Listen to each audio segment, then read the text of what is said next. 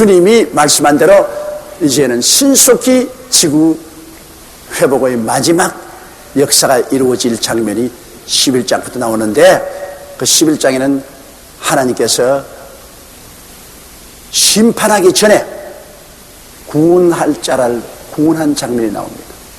하나님의 역사는요, 심판하기 전에 구원할 자는 미리 구원하신 것입니다. 노아 홍수 때 보십시오. 홍수로 온 세상을 멸하기 전에 하나님은 노아와 그 8 식구를 방주를 만들어서 피란 시켜놓고 난 다음 심판했잖아요. 하나님의 의인과 악인을 동시에 취급하지 않습니다. 소돔 고모라 성을 주님께서 불로 멸할 때도 롯과 그 가족을 옮겨놓고 난 다음에 유황불이 쏟아진 것입니다. 그런데 성도가 심판을 통한다고, 환난을 통한다고 그렇게 말하는 것은 잘못된 것입니다.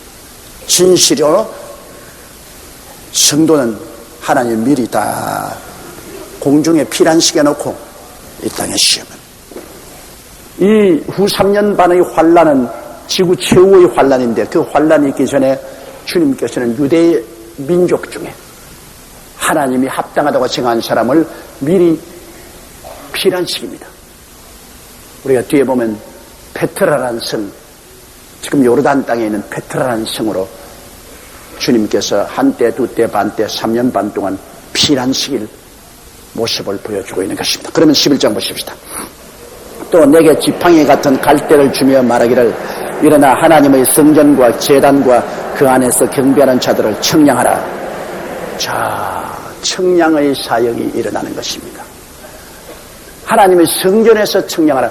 여기에 성전은 유대인의 성전을 말합니다. 지금은 여러분, 솔로몬 성전이 70년 동안 바벨론의 포로로 잡혀갈 동안에 다 무너진 것을 스룹바벨이 와서 70년 만에 다시 재건한 것을 헤롯 왕이 수십 년에 걸쳐서 재건하여 아름답게 지었으나 주 70년 디도대장이 쳐들어왔을 때 예수 그리스도를 십자가에 못 박인 죄로 말미암아 이스라엘 백성이 심판을 받고 풍지박산 날 때 그 성전이 돌 하나도 남지 않고 무너지고, 그 이후에 아랍 사람들이 들어와가지고서 모슬렘 모스크를 그게 지었습니다. 지금 예루살렘 옛날에 그 시온산에 있는 그 성전은 바로 솔로몬 성전 그 터전 위에 모스크가 지어져 있습니다. 이슬람 사원이 지어져 있습니다. 그런데 이 이슬람 사원이 지어진 이 모스크 자리가 유대민족에게는 그것이 솔로몬 성전 터니까 성지지요. 그런데 또 그 이슬람 사람들에게는 메카, 다음으로 이곳을 성지로 합니다.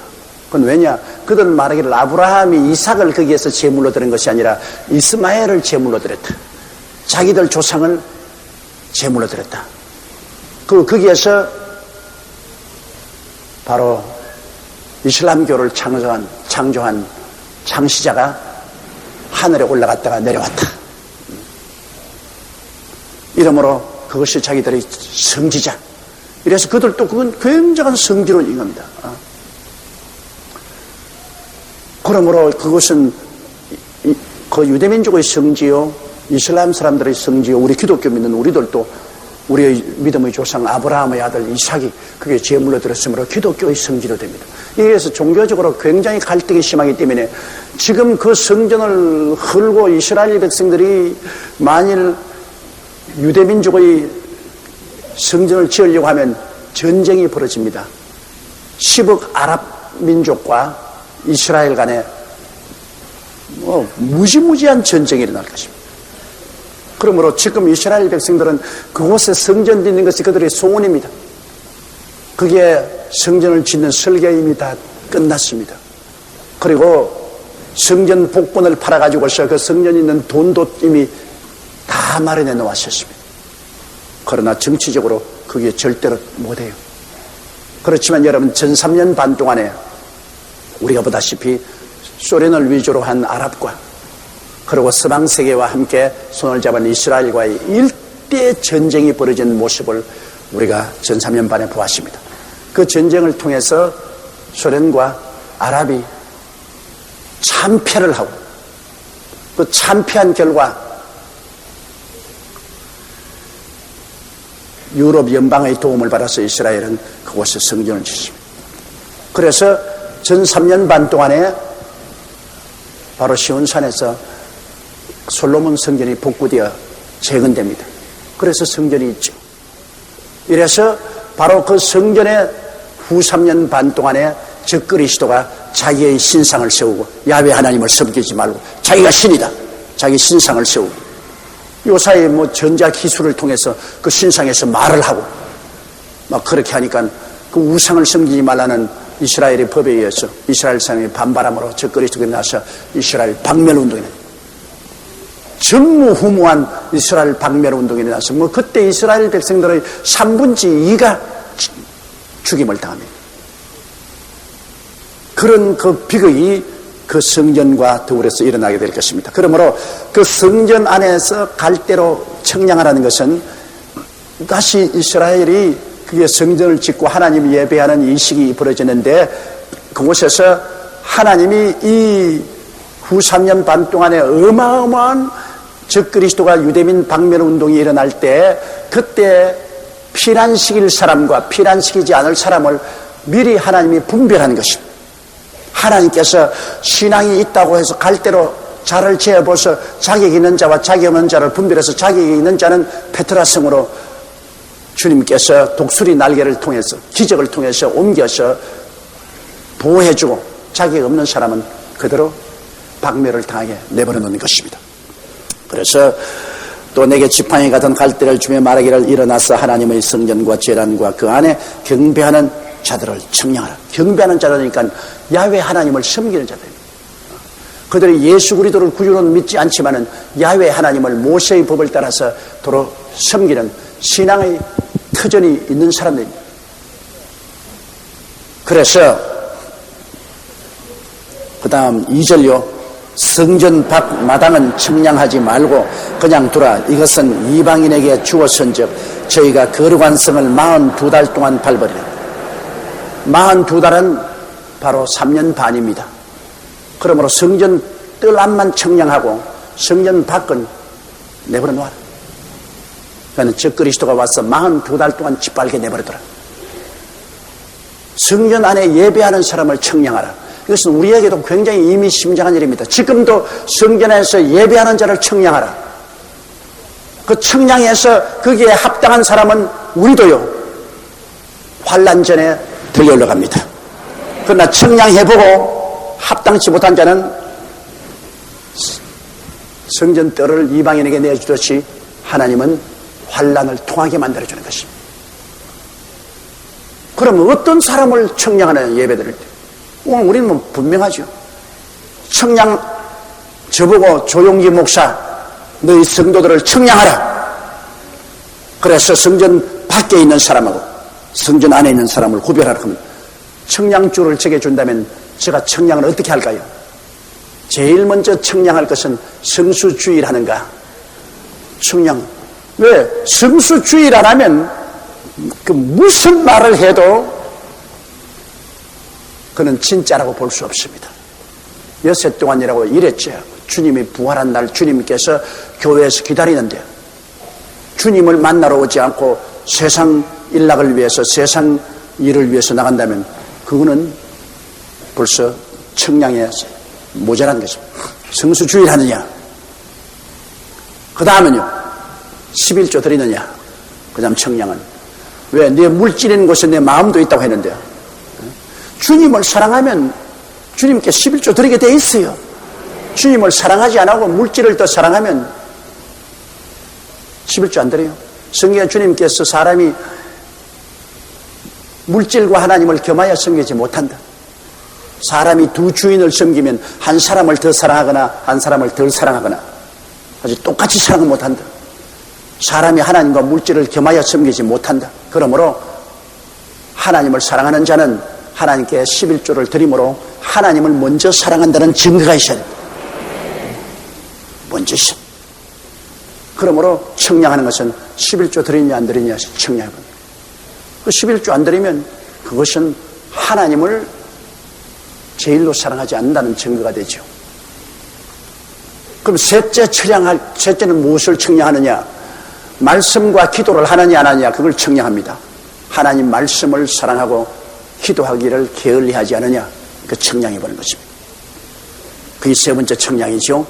네 번째 청량은 뭐라고 하겠습니까? 다른 사람 앞에 그리스도를 전도하느냐 안 하느냐, 그냥 입 딱 다물고 있느냐, 그렇지만 다른 사람에게 예수 그리스도에 대한 전도를 하느냐 안 하느냐, 이런 것으로 청량할 것입니다. 아마 제가 그렇게 청량할 것인데, 저만 아니라 천사를 보내어도 그렇게 청량할 것입니다. 성수주일 하느냐, 11조 드리느냐, 그리고 말씀을 사모하고 기도하느냐, 전도하느냐, 이것을 통과되면 그는 성전 안에 들어온 사람이겠습니다. 그 사람은 비 오는 수요일날 밤에 예수님이 와도 천당 갈 사람이에요. 그러나 성수주일 안 하는 사람, 11조 안 드리는 사람, 말씀은 아예 그냥 닫아놓은 책이 되고 읽지도 않고, 기도는 남 기도할 때 듣고 그저 아멘이나 하지 기도는 전혀 안 하는 사람, 전도는 어림도 없어. 그런 사람은 안 믿는 사람은 아닙니다. 믿는 사람이지만은 청량의 다림줄에서 낙방을 했기 때문에 환난을 통할 사람들인 것입니다. 다 올라가고 난 다음에 교회 오니까 오늘은 왜 교회당에 이렇게 사람이 적어? 목사님도 안 계시고, 에라 내 원천한 예배 보고 가겠다, 그러고 하는 사람은 탈락한 사람입니다. 이 사람은 순교당할 사람들이죠.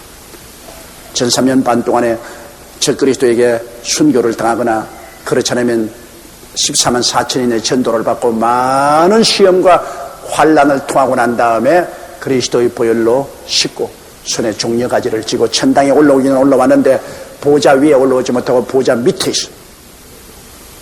그리고 하나님이 그들을 위해서 장막을 쳐. 이러므로 둘러리 구원을 받을 수 있죠. 신부 구원은 못 받죠. 이러므로 하나님께서 여러분 지금 다림줄 가지고서 교회 안에서 청량하고 계십니다. 지금 우리 다 하나님이 재고 있어요. 내가 보기에는 수요일 날 공부 시간에 온 사람들은 통과된 사람들이야. 통과된 사람. 또 주일 날 예배에 착실히 출석하는 사람은 거의 통과된 사람들이 많을 것입니다. 그러므로 여러분 열처녀라고 그러지 않습니까? 열처녀 중에 5처녀는 기름이 준비되고 5처녀는 기름이 준비되니까 우리 예수 믿는 사람들이 반은 낙제할 사람들이요, 반은 합격할 사람들인 것을 우리가 성경을 통해서 볼 수가 있습니다. 자, 여기 이제 유대인들이, 이게 예수 믿는 사람들은 다 올라가 버리고 없지 않아요. 남아있는 유대인들, 이제 그들이 솔로몬 성전을 다시 짓고 그곳에 와서 하나님을 유대교적 식으로 모세의 율법을 따라 하나님을 섬기는데, 그들을 후 3년 반 무지무지한 환란이 오기 전에 주님이 민지 청량해가지고서, 그래서 합당한 사람은 적그리스도의 방면을 피해서 베드라성으로 옮기는 것입니다. 베드라성에 옮겨서 주님이 한때, 두때, 반때, 42달 동안 지켜주는 것입니다. 언제인지 하나님이 사랑하는 자는 환란을 피하게 해주는 것입니다. 환란을 통하게 안 해요. 환란을 피하게 해주는 것입니다. 그래서 그들은 예수 그리스도의 강림하실 때, 그때에 비로소 예수님이 구주인 것을 보고 눈물을 흘리고 통곡하고 잡아가고 모두 다 몰신 구원을 받습니다. 베드라성에 피난 간 유대인들은 그때까지도 야훼 하나님을 믿지만은 예수님을 부인하다가 강림하신 분이 보니 예수님이라, 그 예수님이 손을 내보입니다. 손에 못자국이 있어. 이 못자국은 왜 생겼습니까? 너희들 집에서 내가 못자국에 손발 옆구리에 보내. 너희 이스라엘 백성들에게 내가 옆구리에 창을 맞았다. 그때야 이스라엘 백성들이 목을 놓아 통곡하고 울면서 예수 그리스도를 영접하는 장면이 나오는데요. 바로 그들은 페트라성에서 한때, 두때, 반때 피란을 갖다가 그 다음 주님이 마지막 성도와 강림하실 때 주님을 만나보고 회개하고 몰수에 다 구원을 받는 역사가 일어납니다. 그런 사람들을 주님께서 여기에 지금 청량하고 계신 것입니다. 3절요. 내가 나의 두 정인에게 권세를 주리니 저희가 굵은 베옷을 입고 1260일 예언하리라. 두 정인. 여러분 전 3년 반 동안에는 14만 4천 명 유대인 중에 인맞은 전도자가 나가 전도했는데 이 사람은 전 3년 반이 끝나고 난 다음 나중에 보면은 하늘로 다 올라갔죠. 하늘에 올라가서 주님과 같이 거합니다. 그러나 그럼 후 3년 반 동에는 어떠냐? 주님이 두 정인을 또 세십니다. 반드시 주님께서 이 세상 사람들에게 이삭 죽기를 위해서 마지막 정인을 세웁니다. 두 정인이 후 3년 반 동안 끝까지 하나님의 살아계심과 우리 주 예수 그리스도의 구원에 대한 증거를 합니다. 믿든지 아니 믿든지 주님은 증거를 나타내 주시는 것입니다. 이 두 정인이 누굴까? 여기 보십시다. 3절요. 내가 나의 두 정인에게 권세를 주리니 저희가 굵은 베옷을 입고 1260일 동안 1260일은 3년 반입니다. 42개월이죠. 굵은 베옷을 입고 예언한다. 베옷이라는 것은 여러분 사람 죽었을 때 입고 그렇지 않으면 회개할 때 입는 것입니다. 그러므로 이 비참한 후 3년 반 동안에 수많은 사람이 죽어나가고 고통을 당할 때 회개하라는 표시로서 베옷을 입고 있습니다. 아직까지도 마지막 회개할 기회를 주는 것입니다. 4절요. 이는 이 땅의 주 앞에 섰는 두 감람나무와 두 촛대니. 자, 여러분 이 감람나무 이야기만 하면 우리가 골치가 아파요. 왜냐하면 우리 한국에 옛날에 감람나무가 있어가지고서 자기가 감람나무라고 그렇게 말했습니다. 이 감람나무가 자기 성에 들어오는 14만 4천인만 구원을 받는다 어떻다 그런 말을 많이 했습니다. 그러나 여기에 여러분 있는 감람나무와 두 촉대는 성경에 보면은 지금으로부터 2500년 전 이 스가리아가 예언할 때 그게 보면 이미 감람나무와 그리고 이 두 촉대가 있었습니다. 그러니까 감람나무가 현재 갑자기 만들어진 감람나무가 아니에요. 여기 보니 이게 두 정인은 벌써 구약시대 주님 모시기 500년 전, 지금부터 2500년 전에 스가리아서에 보면은 그가 환상 가운데 보니까 하나님 보좌 앞에 두 감람나무와 두 촉대가 있다가 감람나무에서 기름이 나와서 두 촉대에 불을 밝혔다. 그러므로 이 두 감람나무와 두 촉대는 누구일까? 2500년 전부터 주님을 섬기고 있다가 그분들이 마지막 때 후 3년 반 동안에 이 땅에 와서 굵은 베옷을 입고 주님을 증거하겠다. 자, 그 다음 우리 계속 읽어보십시다. 만일 누구든지 저희를 해하고자 한즉 저희 입에서 불이 나서 그 원수를 소멸하니 누구든지 해하리 하면 반드시 이와 같이 죽임을 당하더라. 스스리 퍼렇게 저 그리스도가 지배하는 그곳에서도 이 두 정인을 손 못 댑니다. 왜? 손 대려면 입에서 불이 나왔어. 죽는. 옛날에 여러분 엘리사 시대에 아합의 군사들이 엘리사를 잡으러 가면 하늘에서 불이 날아가서 다 태워 죽어버렸습니다. 그러니 처음 왔던 사람도 타 죽고 두 번째도 타 죽고 나중에는 엘리사를 잡으러 간 군대가 장교가 엎드려가지고 우리도 타 죽지 않게 해달라고 강구하는 그런 장면이 나오죠. 엘리사 시대에도 하나님께서 하나님의 종을 잡으러 올 때 하늘에서 불이 내려와서 태워 죽은 것이죠. 이 두 정인이 증거할 동안에는 두 정인에게 손을 못 대어 체포하러 오면은 그냥 하늘에서 불이 내려와서 다 죽어버려요. 이러므로 그들을 보고 니를 갈지만은 감히 손을 못 대요. 체포가 안 돼요.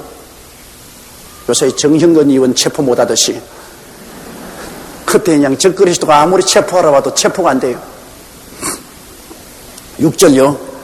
저희가 권세를 가지고 하늘을 닫아 그 예언하는 날 동안 비 오지 못하게 하고 또 권세를 가지고 물을 변하여 피되게 하고 아무 때든지 원하는 대로 여러 가지 재앙으로 땅을 치리로다. 우리가 구약 성경이나 신약 성경을 통해서 가만히 생각해 볼 때 물을 변하여 피되게 하고 하늘을 닫아서 비 오지 않게 하고 이런 역사를 한 분이 딱 한 분이 있어요. 누굽니까? 모세가 보면은 물을 변하여 피되게 하고 하늘 문을 닫았다가 열었다가 했지 않습니까? 그러므로 틀림없이 이 사람은 모세와 비슷한 사람입니다. 그 다음에 하늘에서 불이 내려오게 한 것은 엘리야 아닙니까? 그렇지요. 가멜산에서 바알 신의 제사장들과 경쟁할 때도 하늘에서 불이 내려왔고 엘리야.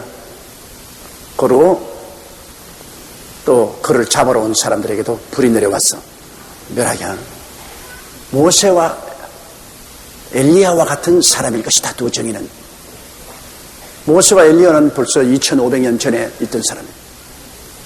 또 달리 말하는 사람도 있습니다. 그건 왜냐하면 사람이 한 번 나서 죽는 것은 정한이 있죠. 죽고 난 다음에는 심판이 있다고 했는데 모세가 한 번 죽었는데 또 죽을 수가 있느냐? 그러면 사람이 두 번 죽을 수가 있느냐? 그러므로 모세가 와서 그렇게 할 수는 없다. 그러면 엘리야는 여러분 죽지 않고 불수레를 타고 하늘에 올라갔으니 그러므로 엘리야는 한 번 도로 내려와서 죽는 것이 마땅하다. 군대 안 갔다 온 사람은 군대 가야 마땅한 것처럼 엘리야는 안 죽고 올라갔었으니까 그러므로 엘리야는 도로 내려와서 한번 죽어야 되겠다. 그렇다면 또 안 죽고 올라간 사람이 누가 있습니까? 에녹은 안 죽고 올라갔잖아요. 하나님 또한 300년 동안 동행하다가 에녹은 안 죽고 올라갔습니다. 불공평하거든. 그렇잖아요. 다 우리가 아담의 자손들은 죽었다가 올라가야 되는데 안 죽고 올라가는 것은 너무 불공평하지 않습니까? 그러니 왜 안 죽고 올라가느냐? 하나님이 나중에 내려와서 한번 죽으라고 미리 준비하기 위해서 데리고 올라갔다. 그렇게 우리가 생각할 수 있습니다. 이래서 어떠한 사람들은 이 두 증인은 틀림없이 에녹과 엘리야다. 그 둘이 다 안 죽고 올라갔으니 공평하게 내려와서 후 3년 반 동안에 두 증인으로서 두 감람나무 두 촉대로서 증거하다가 나중에 이분들이 죽습니다. 저 그리스도의 공격을 받아 그들이 일 다 마친 후 3년 반엔 죽었다가 사흘 반 만에 부활해서 하늘로 들려 올라가는 것입니다. 그러므로 모세와 엘리야라고 하는 사람들도 있고 그리고 에녹과 엘리야라고 하는 사람들도 있습니다. 근데 그건 뭐 누군지는 아직 우리가 짐작은 할지라도 실제로는 모르겠어요. 확실히 아는 것은 후 3년 반 동안에 주님께서 증인을 보내는데 그 두 증인이 굉장히 모세와 같고 엘리야와 같은 그러한 위대한 능력을 가지고서 불을 내려오게 하고 하늘을 닫아 비오지 않게 하고 재앙으로 치는 이런 역사를 베푸는 하나님의 일꾼이라는 것을 우리가 짐작할 수가 있습니다. 자, 그 다음 7절요. 저희가 그 전거를 마칠 때 무적행으로부터 올라오는 짐승이 저로 더불어 전쟁을 일으켜 저희를 이기고 저희를 죽일 터인즉. 그들이 전거를 마칠 때쯤 되면 이제 후 3년 반쯤 전거 끝마칠 때 무적행으로부터 올라오는 짐승, 즉 마귀와 싸워서 그들이 져요. 죽임을 당합니다. 그건 왜냐하면 안 죽고 올라갔으니까 한번 죽어야 되는 거예요. 하나님이 허락하사 그들이 죽고 그렇게 사흘 반 동안 예루살렘 거리에 내던져 놓았다가 온 세계가 인공위성과 텔레비를 통해서 이 사람 죽은 것을 보고 전부 다 선물을 보내고 박수를 칩니다. 왜? 이 사람들이 살아있을 동안에 그 불신자들에게 하늘 문을 닫아 비가 오지 않게 하고 재앙을 쳤으니까 이 사람을 처치도 못하고 곤란당했다가 이 사람이 죽었으니까 얼마나 좋다고 야단 법석을 합니까? 그런데 사흘 만에 부활해서 하늘로 올라가 버리는 것입니다. 그런 역사가 일어나는 것입니다. 8절요. 저희 시체가 큰 성길에 있으리니 그 성은 영적으로 하면 소돔이라고도 하고 애굽이라고도 하니 곧 저희 주께서 십자가에 못 박이신 곳이라. 주께서 십자가에 못 박인 것이 예루살렘 아닙니까? 예루살렘 성이 바로 영적으로는 소돔과 같고 애국과 같이 타락하고 하나님을 배반한 처소인데, 거기서 하나님 아들 예수 그리스도를 십자가에 못 박인 그 처소, 그 예루살렘에서 그들이 죽임을 당해서 버림을 당하는 것입니다. 9절요. 백성들과 족속과 방언과 나라 중에서 사람들이 그 시체를 사흘 반 동안 목도하며 무덤에 장사하지 못하게 하리로다. 자, 그때 요한의 시대에는 요한이 알 수가 없습니다. 어떻게 그 사람이 예루살렘에서 죽어서 시체로 그 거리에 던져놓았는데 온 세상 백성과 족속과 방언과 나라 중에서 사람들이 그 시체를 사흘 반 동안 목도를 합니까? 그때는 여러분 만원경도 없었는데, 그 예루살렘 거리에 죽어서 넘어지는데 중국이나 일본이나 한국이나 저 고라파나 아프리카에서 어떻게 봅니까? 그러니까 그때 요한이 예언을 적으면서도 참 희한하다고 생각합니다. 지금은 누구도 다 볼 수 있어요. 오늘도 여러분 가서 텔레비 한번 틀어보세요.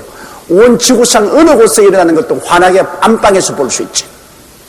그러니까 2000년 전에 이미 요한은 오늘날 인공위성을 통해서 온 세계가 한 집안이 되어서 지구 구석구석에 일어난 사건을 안방에서 볼 수 있다는 그 사실을 이게 기록하고 있는 것입니다. 그러므로 이 두 증인이 증거하는 동안에 온 세계가 다 보고서 저놈 죽여라, 저놈 죽여라, 죽이려만 가면 입에서 불이 나와서 태워버리고, 죽이지 못하다가 마지막 후 3년 반 끝에 무중행에서 올라오는 마귀와 싸워서 그가 죽임을 당합니다. 그 시체가 예루살렘 길거리에 3일 반 동안 내어 던져놓았습니다. 그리고 모든 사람이 다 봐, 텔레비로. 그래가 박수를 치고 선물을 보내고 이제 우리 살았다고 이야기합니다. 10절요. 이 두 선지자가 땅에 거하는 자들을 괴롭게 한 거로 땅에 거하는 자들이 저희의 죽음을 즐거워하고 기뻐하여 서로 예물을 보내리라 하더라. 자, 11절요. 3일 반 후에 하나님께로부터 생기가 저희 속에 들어가며 저희가 발로 일어서니 구경하는 자들이 크게 두려워하더라. 사흘 반 동안 완전히 죽었는데 나사로가 죽은 지 나흘 만에 부활하듯이 사흘 반 동안 길거리에 던져서 부패하기 시작했는데 하나님의 생기가 들어오니까 그냥 그대로 살아서 일어났어요. 여러분, 사람이 과학적으로 보면 죽어서 다시 살지 못하지만 하나님의 생기가 들어오면 이 돌들로도 아브라함의 자손이 되게 만드시는 것입니다. 하나님의 생기가 들어오면 뭐 그냥 살아나요. 그냥 살아나요. 우리 부활의 날에도 하나님의 생기가 우리에게 들어오면 우리가 다 살아나고 변화되지 않습니다. 하나님 생기가 들어오면 이 사람들이 살아서 일어나서 두 발로 섰습니다. 그러니까 구경하는 자들이 크게 두려워하죠. 야, 이거 죽은 줄 알았는데 이것도 또 살아나서 일어났으니 이거 후환이 크겠다. 굉장히 두려워합니다. 12절요.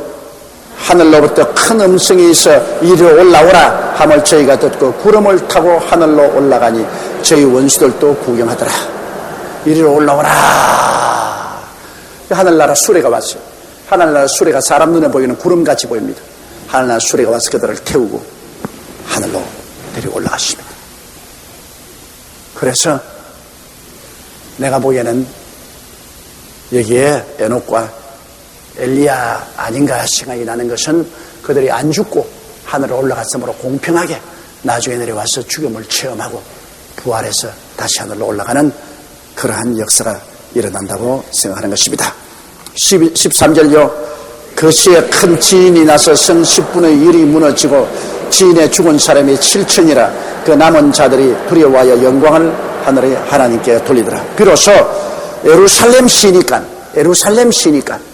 그 시의 10분지 1이 무너지고 그리고 7,000명이나 지진으로 죽고 하니까 그들이 야, 이거야말로 하나님의 역사다. 다른 세상 사람들은 하나님을 모르기 때문에 하나님께 영광을 안 돌리지만 이는 예루살렘에서 일어났으니까. 예루살렘이 원래 성지고 성경의 나라 아닙니까? 그러니까 그들이 그때야 비로소 와, 이거 하나님의 역사다. 그리고 하나님을 두려워하기 시작한 것입니다.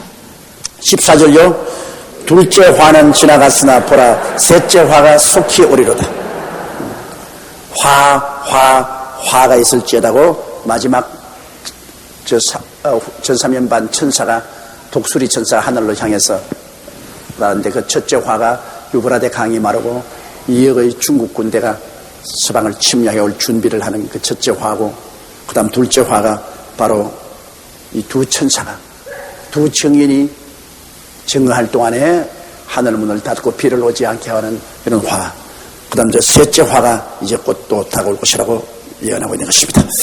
자, 15절요. 일곱째 천사가 나팔을 불며 하늘에 큰 음성이 나서 가로되 세상 나라가 우리 주와 그리스도의 나라가 되어 그가 세스도로 왕노를 하리로다 하시니라.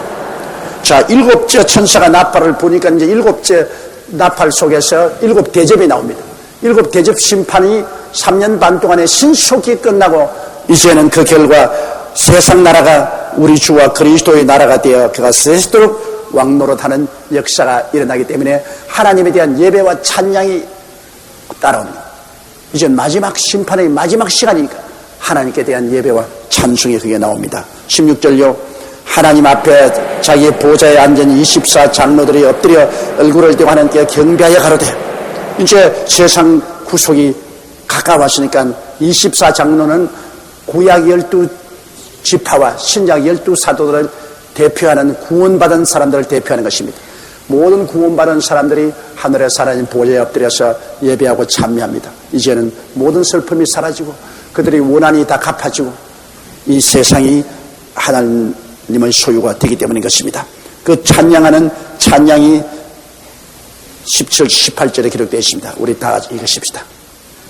감사옵나니 옛적에도 계셨고 지망도 계신 주 하나님 곧 전능하신 이여 친히 큰 권능을 잡으시고 왕노릇 하시도다. 이방들이 분노하며 주의 진노가 임하여 죽은 자를 심판하시며 종신자들과 성도들과 또 물은 대수하고 주의 이름을 경외하는 자들에게 상 주시며 또 땅을 망하게 하는 자들을 멸망시킬 때로소이다. 이제 주님께서 구원받은 사람을 공중에 데리고 올라와서 예수 그리스도와 7년 혼인잔치를 하고 이제 상급 줄 때 아닙니까? 이 땅에서 주를 위해서 일하는 사람 그 일의 정도에 따라서 상급을 줘요. 상급을 주고, 그리고 이제 주를 반대하는 모든 사람들을 주님께서 강림하심으로 다 짐승의 표를 받은 사람을 심판하고, 짐승과 즉 그리스도와 그 선지자는 불과 영으로 타는 못에 던지고, 마귀와 그 귀신들은 무지갱으로 가두고, 그리고 하늘과 땅을 새롭게 하여 천년왕국이 시작되는 그 놀라운 장면이 눈앞에 나타나니까 성도들이 하나님을 경배하고 기뻐서 예배하고 찬미하는 장면이 나오는 것입니다. 그 다음 19절요. 이에 하늘에 있는 하나님의 성전이 열리니 성전 안에 하나님의 언약궤가 보이며 또 번개와 음성들과 내성과 지진과 큰 우박이 있더라. 이제 그 장면에서 하늘에 있는 하나님의 성전이 열리면서 하나님의 언약궤가 보입니다. 하나님의 언약궤는 여러분 이 세상에 구원받은 사람들과 언약한 확실한 증거를 보여주는 것입니다. 하나님의 언약궤라는 것은 여러분 옛날에 구약시대에 그 언약궤는 금으로 만든 궤인데 그 안에